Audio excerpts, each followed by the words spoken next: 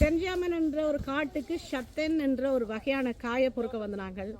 எங்களுக்கு பார்க்கிங் கிடைக்கலேண்டு சுற்றி பின்பக்கத்தால் இன்னொரு அந்த காட்டின் பின்பகுதிக்கு வந்ததால் இங்கே ஷத்தன்ய என்ற மரமே இல்லை. ஷென் போன்ற வேறு வானளாவிய மரங்கள் இருக்கே ஒழிய வேறு மரங்கள் இந்த ஷத்தன் என்ற மரங்கள் இல்லாதால் இன்றைக்கு ஷத்தன் பொறுக்க முடியலை. ஆனால் இன்னொரு நாள் பகல் போல் வெள்ளனை வலிக்கிட்டு வந்து ஷத்தன் பொறுக்கி காட்டுறோம். இப்போ மெல்லமாக இருட்டு இறங்குது பாருங்க, காட்டுக்குள்ளே இருட்டு மெல்லமாக இறங்குறதால எங்களால் பொறுக்கலாம் இருக்குது.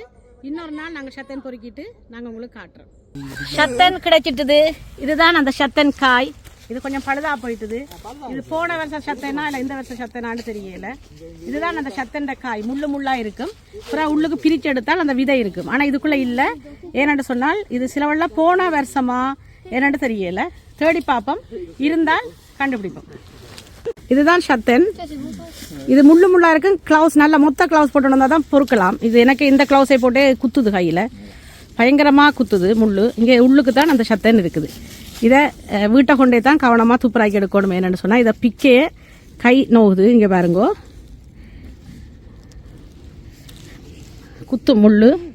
இதை விட பெருசாக வரும். இது குட்டி, இது சின்ன வகை. இதை விட பெருசாக வரும். அது இந்த நிறைய கொட்டுன்ற இடங்கள்ல தான் போய் எடுக்கணும். பரவாயில்ல, இன்றைக்கு வந்ததுக்கு இதாவது கிடைச்சதுன்னு சந்தோஷப்பட வேண்டியதான்.